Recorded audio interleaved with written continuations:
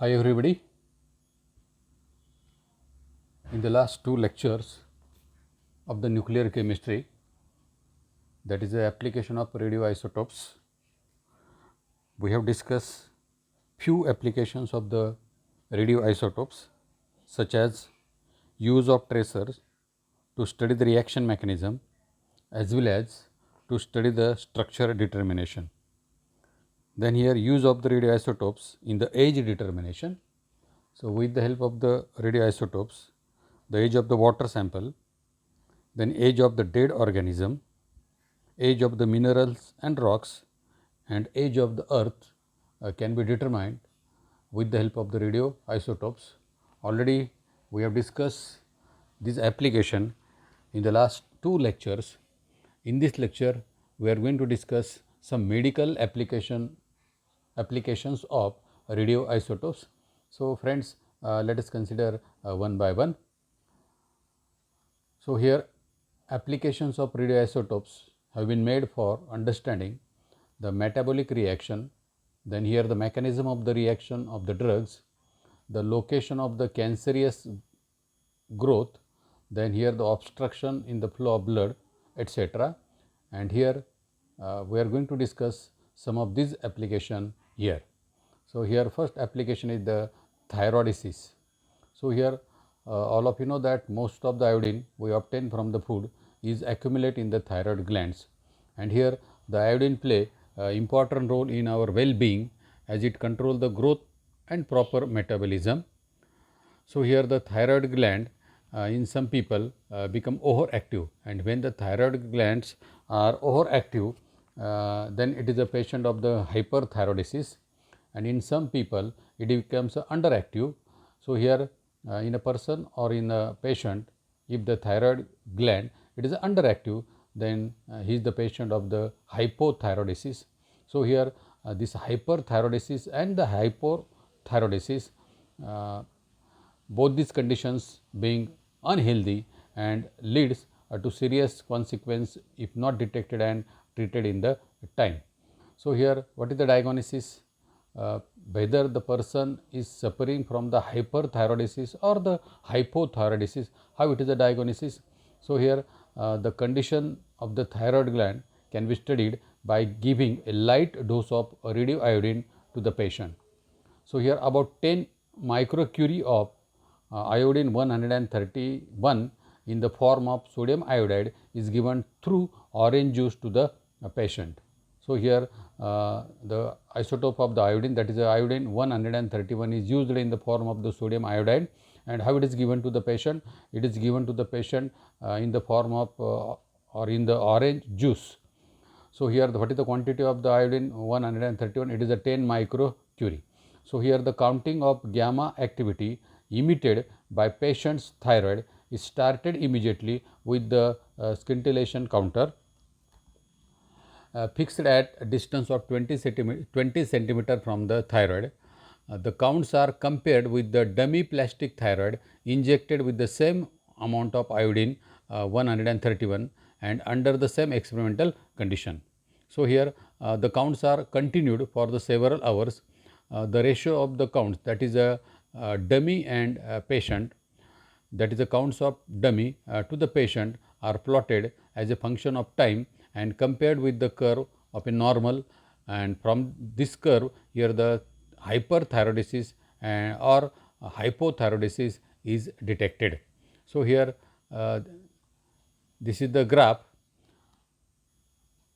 So, here this is the graph for the hypothyroiditis, this is the graph for the hyperthyroiditis, and this is the graph for the normal. So, here what we have to do here, we have to plot the graph of the ratio of the counts, that is the dummy to patient as a function of the time.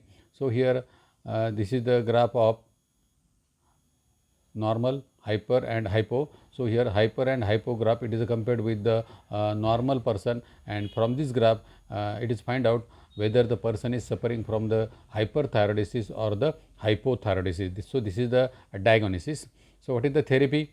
In the hyperthyroiditis treatment, iodine 131 or iodine 126 dose around 200 microcurie is given to the patient, and here the high energy radiation of the dose destroy excess growth causing the hyperthyroiditis. So here this is the therapy for the hyperthyroiditis. So this is the first application of the radioisotopes in a medical. Then the second one is the assessing volume of the blood in the patient. So here sometime it become necessary to surgeon to know amount of blood in the patient body. So here if we have to find out how much blood is present in the patient body, so in such cases here we have to use the isotope dilution method, and here this isotope dilution method helps in assessing the volume of the blood in the person. So here what is the procedure? So here the 1 ml or 1 cubic centimeter of the patient blood is taken out, and it is labeled with the solution of the sodium 24 as NaCl. The initial specific activity of the labeled blood is measured in 0.1 ml or 0.1 cubic centimeter of it. Let this be denoted by symbol SI, counts per minute per cubic centimeter or per ml. So here 1 ml of the patient blood is taken out, and it is labeled with the solution of sodium 24 as NaCl, and here its initial specific activity is measured, and it is denoted by symbol Si.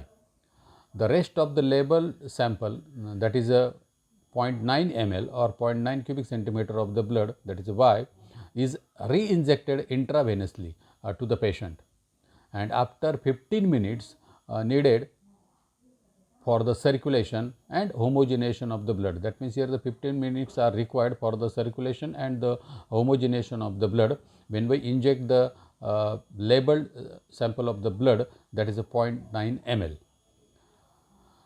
Once again 1 cubic centimeter or 1 ml of the blood is taken out, and its specific activity, that is SF, is determined, and here the unknown volume of the blood in patient body, that is X ml or X cubic centimeter, is calculated with the help of this formula, that is Y into SI is equal to X plus Y into SF is equal to X into SF, because here when we X plus Y, here the Y is very small as compared to the X, that is why here the Y is neglected, and X plus Y it can be considered as X only. So Y SI is equal to X SF.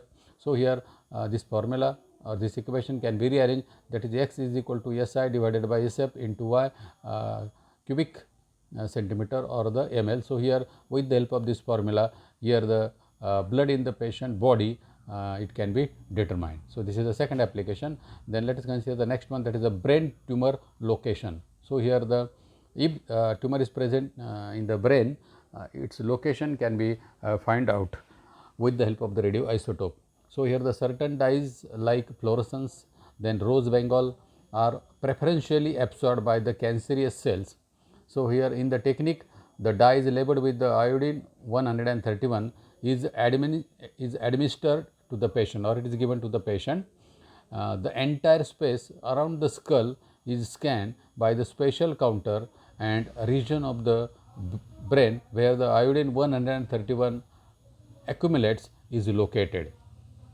So here by this it may be possible to locate the brain tumor in the patient. So here this is the third application, that is the location or the position of the brain tumor, it can be find out or it can be determined. Then here the defects in the blood circulation. So here just to find out whether the blood circulation of the person or the patient is proper or not, again it can be find out with the help of the radioisotope. So here the small dose of the sodium 24 as NaCl solution is injected intravenously into the left forearm of the patient.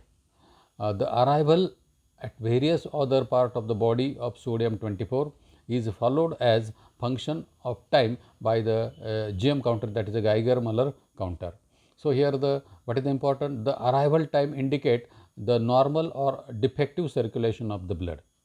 So here the observed arrival timing are compared with the standard data for a normal person, and here a slowing down of the circulation over a given part of the body indicate the local obstruction as a clot in the part. So here in this way the defect in the blood circulation can also be find out with the help of the radio isotope. So, here friends, these are the 4 important application, medical application of the radio isotopes.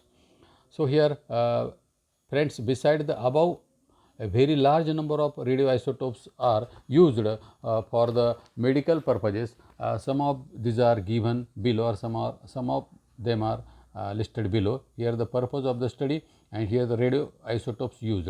So, here the first mechanism of bone fracture healing. So, here the radioisotopes used are the sulfur 35 and the phosphorus 32. Then here the bone imaging.